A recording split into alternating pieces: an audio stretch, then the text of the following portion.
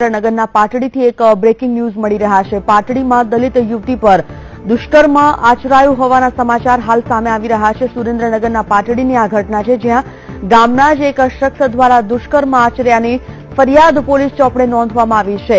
Patdi police સ્ટેશનમાં આ યુવતીએ ફરિયાદ નોંધાવી છે। દલિત યુવતી હતી, જેના પર દુષ્કર્મ આચરવામાં આવ્યું છે, પરંતુ મહત્વની બાબત એ છે કે દુષ્કર્મ આચરનાર સ્થાનિક બંટી ભાજપ નેતાનો પુત્ર હોવાની બાતમી પણ અત્યારે સામે આવી રહી છે।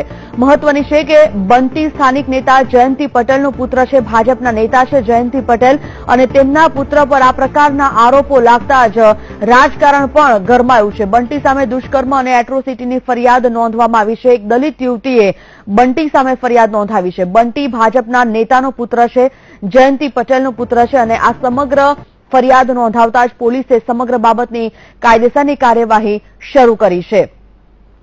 સુરેન્દ્રનગરના પાટડીથી આ સમાચાર છે। સુરેન્દ્રનગરના પાટડીમાં એક સ્થાનિક યુવતી દ્વારા પોલીસ ફરિયાદ નોંધવામાં આવી છે। દુષ્કર્મ તેના પર આચરાયું છે તેવી ફરિયાદ તેને નોંધાવી છે। જો કે આ ફરિયાદ જે શખ્સ વિરુદ્ધ નોંધવામાં આવી છે, આ શખ્સ ત્યાંના ભાજપના નેતાનો પુત્ર છે। ભાજપના નેતા જયંતિ પટેલનો પુત્ર બંટી વિરુદ્ધ આ ફરિયાદ આ યુવતીએ નોંધાવી છે।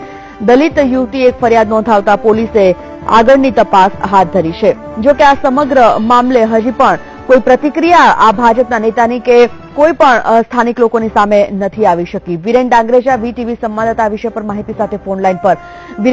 વિરેન, આખો મામલો જે છે તે સૌથી પહેલા વિસ્તારથી સમજવાનો પ્રયત્ન કરીએ। શું છે, શું ફરિયાદ યુવતીએ નોંધાવી છે, અને સાથે જ પોલીસ કઈ દિશામાં તપાસ આદરી રહી છે?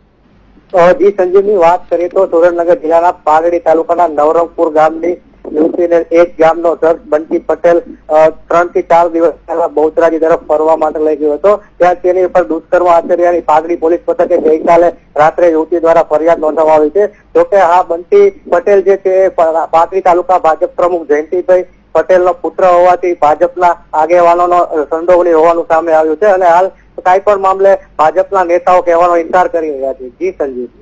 વિરેન, ભાજપના જે નેતા પર આખું દુષ્કર્મનો આખો કેસ નોંધાયો છે, તેમના વિરુદ્ધ ફરિયાદ નોંધાવી છે, આજે ભાજપના નેતા છે જયંતિભાઈ, તેમની કોઈ પ્રતિક્રિયા સામે આવી છે આ અંગે?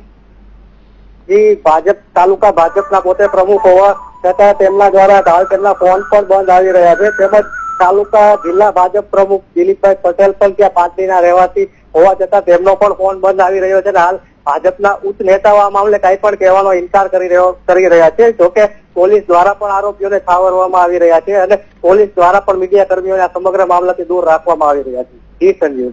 આભાર વિરેન સમગ્ર માહિતી માટે। તો આપે જે